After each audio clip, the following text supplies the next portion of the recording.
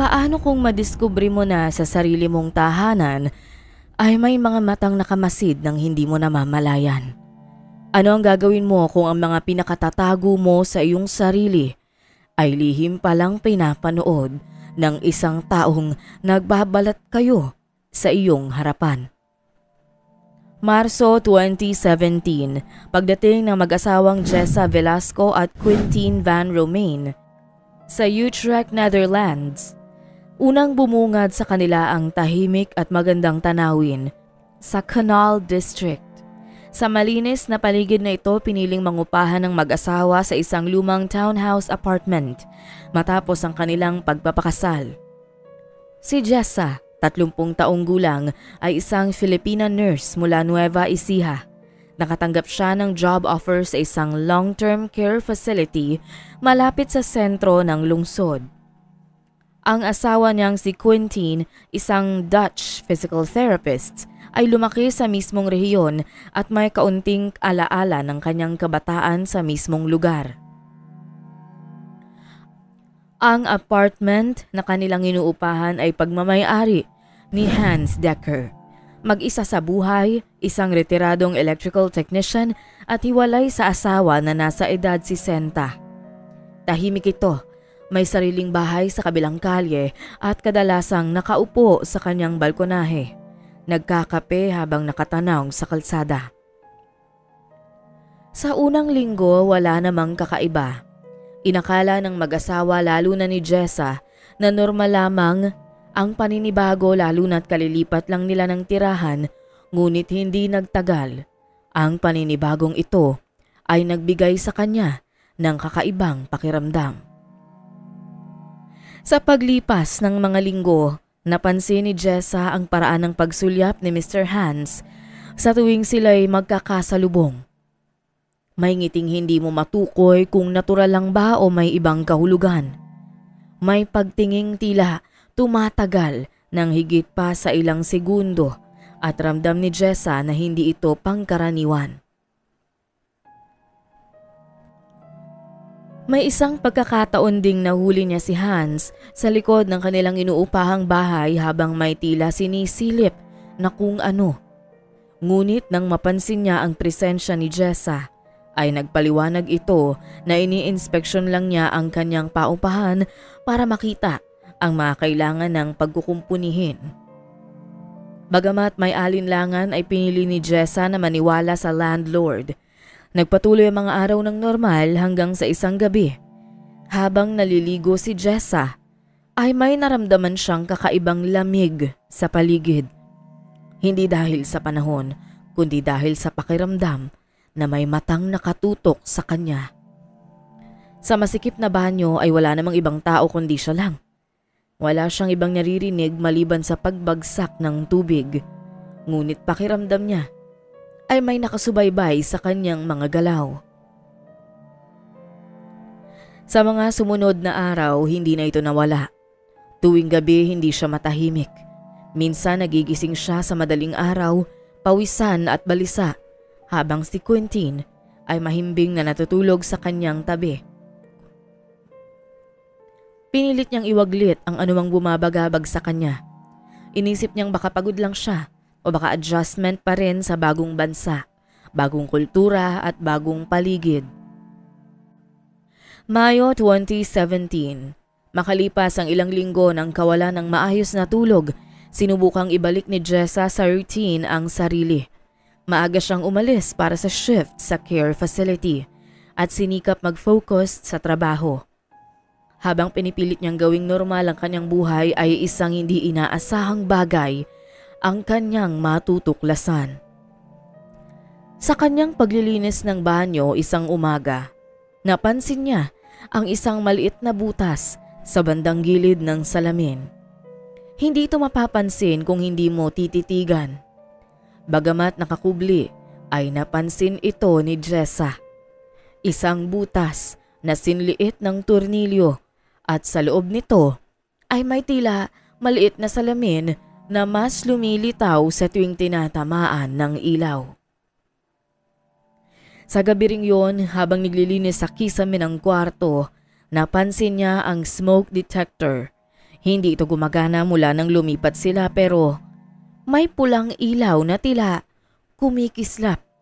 Mahina at hindi mapapansin kung hindi malapitan kaya't hindi nila nakita kahit pa halos 2 buwan na silang nakatira sa apartment na yon. Ikinuwento niya ito kay Quentin na noong una ay pinagsawalang bahala lang lahat at inisip na bunga lang ito ng anxiety ni Jessa dahil sa ilang linggong walang kaayusan sa pagtulog. Kahit pa naiinis ay walang nagawa si Jessa. Kinabukasan, bumili siya ng murang hidden camera detector online. Isa yung handheld device na may pulang ilaw kapag may nakikitang signal ng camera o transmitter. Pagdating ng device, agad niya itong sinubukan. Sa kwarto, nagbigay ng signal ang detector sa mismong bahagi ng kisame kung saan nakapwesto ang smoke detector. Nagbigay rin ito ng mahinang signal sa may bandang salamin sa banyo. Nagulat si Jessa sa nadiskubre, bagamat noong una pa lamang ay may masama na siyang kutob sa bahay. Ipinakita niya kay Quentin ang resulta.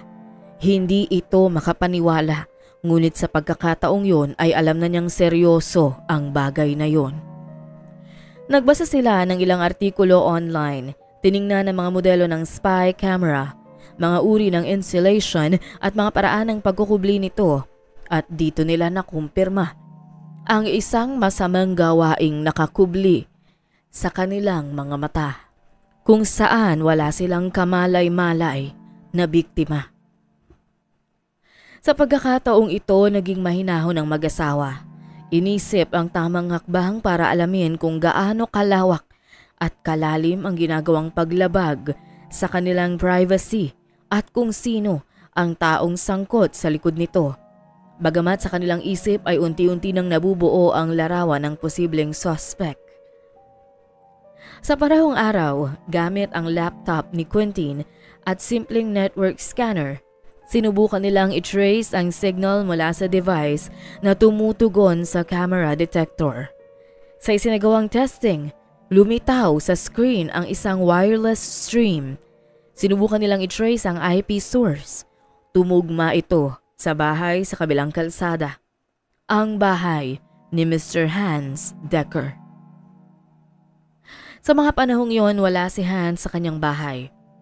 Umalis umano ito para sa isang errand at hindi batid kung ilang araw siyang mawawala. Dahil dito ay nagkaroon ng pagkakataon si Jessa at Quentin upang matiktikan ang kanyang bahay. Bagamat may pangamba ay sinubukan ng mag-asawang pasukin ng maingat ang tinitirhan ni Mr. Hans. Gamit ang ilang tools, tagumpay nilang nabuksan ang pintuan sa likod ng bahay nito. Pagkapasok, bumungad ang nakabibinging katahimikan. Wala namang kahinahinala sa unang palapag. Ilang mga lumang kagamitan, mga muebles na maayos na nakasalansan, mga kubyerto sa mesa na hindi pa nagagamit. Habang nililibot ang bahay ay napadpad ang mag-asawa sa basement. Isang silid na kulob ang kanilang natuklasan. Sa silid na ito ay kita ang liwanag sa nakabukas na computer unit. May 6 na external hard drive sa tabi ng desktop. May ilang monitor na tila ginagamit sa pagmamanman o surveillance. At sa isang sulok ay may blueprint ng townhouse units. Kabilang ang unit ni Jessa at Quentin. Sinubukan nilang buksan ang computer, ngunit nakalak ang access. May encryption. Wala silang masilip na files. Agad silang umalis sa pangambang baka madatnan sila ni Mr. Hans at makasuhan sa pagpasok sa bahay nang walang pahintulot. Gayunpaman, bago sila umalis, kinuna nila ang larawan ng basement bilang ebidensya. Kinabukasan, nagtungo sila sa Utrecht Police Station. Bitbit nila ang mga larawan ng basement at mga hidden cameras, ang network scan at ang device detection logs. Lahat ay sinama sa kanilang formal report. Inilatag nila ang hinala at ang posibleng sistematikong paglabag sa privacy, hindi lang nila kundi ng lahat ng umupa sa property na iyon. Isinailalim sa digital forensics at wiretap monitoring ang property ni Hans. Pinayagan ito ng korte matapos mapatunayan na may sufficient grounds para sa surveillance order. Habang lumalalim ang investigasyon, lumipat muna si Jessa sa isang kaibigang Pinay sa Kalapitbayan, habang si Quentin ay pansamantalang nanatili sa Utrecht para sa trabaho at pakikipag-ugnayan sa pulis. Agosto 2017. Ilang araw matapos mawala ay bumalik si Hans Decker mula sa biyahe na hindi naghihinala. Bago pa man makapasok sa bahay ay agad na siyang sinalubong ng isang search warrant. Noong una ay nagtanong ito at ipinagdiinang wala siyang ginagawang anumang bagay para paghinalaan siya ng pulisya. Hindi nagtagal ay wala rin siyang nagawa. Tahimik siyang sumunod habang ang mga investigador ay nagsimula ng halugugin ang kanyang bahay mula itaas hanggang basement. Ang buong operasyon ay isinagawa ng masusi. Sa basement, natuklasan ang surveillance setup ni Hans. Tinanggal ng mga digital forensic analysts ang hard drives, kinopya ang laman at sinimulan ang masusing pagsusuri. Isa-isang binuksan ang encrypted folders, gumamit ng decryption tools dahil sa pag-alma ni Hans nabuksan ang mga ito ng kusa. Tumagal din ng ilang araw bago ma-access ang kabuuan ng nilalaman ng hard drives. Natuklasan na hindi lamang basta mga ordinaryong document at files ang nasa loob ng mga hard drives. Ito ay sistematikong dokumentasyon at koleksyon ng mga pribadong footages ng mga nangungupahan sa kanyang mga unit sa nakalipas na 11 taon. May video folders na may pangalan ng mga dating tenant. Karamihan ay kababaihan at ilan ay mula sa ibang bansa gaya ng Indonesia, Hungary, Brazil at Pilipinas. Aabot sa halos 1,000 video footages ang nakita sa mga folders mula sa halos 50 iba't ibang biktima. Nakita ng pulisya ang footage mula sa banyo, kwarto at maging mga private moments na malinaw na hindi pinayagan ng mga biktima na makunan. At kabilang sa daang-daang videos na ito ang kuha ni Jessa Alvarez habang nasa banyo, habang nagbibihis sa kwarto at habang ginagawa nilang mag-asawa ang kanilang mga private moments. Nagsimula ng balikan ng Utrecht Police ang listahan ng mga naging tenant ni Hans. Isa-isang kinontak, may mga tumugon, may mga nanahimik. Ngunit sa ilang nagbigay ng statement ay lumitaw ang iisang kwento. May mga napansin din silang kakaiba noon, ang pakiramdam na tila may nakamasid sa kanila sa kung saan. Walang sino man ang nagreklamo noon dahil sa kawalan ng ebidensya. Samantala ang iba naman sa mga naging biktima ay walang kaalam-alam na may nangyaring paglabag sa kanilang privacy habang nangungupahan sa townhouse. Sa headquarters ng pulisya, iniharap kay Jessa ang folder. Hindi niya kayang tapusin ang mga clip. Sa unang segundo pa lang nang makita niya ang sarili sa loob ng banyo, tumigil na siya. Sa pagkakataong ito ay naging desidido si Jessa na ipagpatuloy ang kaso kay Mr. Hans. Matapos ang 2 buwang investigasyon, formal nang isinampa ng Utrecht Police ang iba't ibang kaso sa ilalim ng Dutch law kabilang ang voyeurism, violation of privacy and data laws at obstruction of justice. Si Hans Decker, dating electrical technician, ay opisyal na inakusahan ng iligal na panunood at pagmamanman sa hindi bababa sa 50 biktimang nangupahan sa kanyang mga unit mula 2006 hanggang 2017. Sa preliminary hearing, iginit ng kampo ni Hans ng mga video ay bahagi raw ng archival documentation para sa isang personal art project. Wala raw anumang masamang intensyon at hindi raw inilabas sa publiko ang mga recordings. ngunit hindi ito pinaniwalaan ng korte.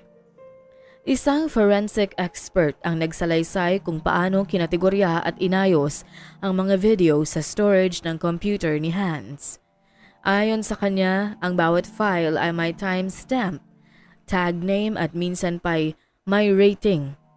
Hindi raw ito simpleng koleksyon. Isa itong deliberate system of voyeurism. Nagsalita rin ang ilang biktima kabilang na si Jessa Alvarez sa korte. Sa harap ng hukom, malinaw niyang sinabi ang naramdaman. Ang takot na kahit nasa loob ng sariling tahanan ay maaari palang may mangyaring ganitong bagay. Inilarawan niya ang mga gabing hindi siya makatulog, ang mga panaong hindi niya maipaliwanag ang takot at ang desisyong ipaglaban ang kanyang karapatan bilang biktima. Enero 2018. Makalipas ang ilang sesyon ng paglilitis, ibinabaha ang hatol sa nasasakdal. 30 taon ng pagkakakulong para sa mga patong-patong na kasong isinampa laban sa kanya. Pinagbabayad rin si Hans ng malaking danyos para sa moral at psikolohikal na pinsala sa bawat napatunayang biktima. Mayo 2018. Makalipas ang ilang buwan mula nang sentensyahan si Hans, tumahimik na at bumalik sa Utrecht sina Jessa at Quentin. Kung iisipin, ay mas mainam na lumayo na lamang sa lugar upang makalimutan ang lahat, ngunit mas pinili nilang harapin ng may tapang at dignidad ang madilim na yugto ng kanilang buhay. Ayaw ng mag-asawang makulong sa nakaraan at manatiling nakagapos sa trauma ng pangyayari kung kaya't kinailangan nila itong harapin. Isang lumang bahay sa labas ng Canal District ang kanilang binili. Bagamat sira-sira ang bubong, luma at malikabok ang mga silid at muebles, ay panatag ang mag-asawa. Ang kapayapaan sa sariling tahanan ay sapat na sa kanila para sa muling pagsisimula. Sa paglipas ng panahon, ay unti-unting inayos ng mag-asawa ang bahay. Pinuno ng mga gamit at higit sa lahat ay magandang alaala. Makalipas lang ang 1 taon ay biniyayaan sila ng isang anak na babae kung saan nila ibinuhos ang kanilang pagmamahal at atensyon. Ang alaala ng kahapon ay hindi agad na mawawala o posibleng hindi na mabura. Gayunpaman, ang pangako ni Jessa at Quentin sa isa't isa na magkasamang haharapin ang bawat pagsubok na darating sa kanilang buhay ang nagpanatili sa kanilang katatagan bilang mag-asawa.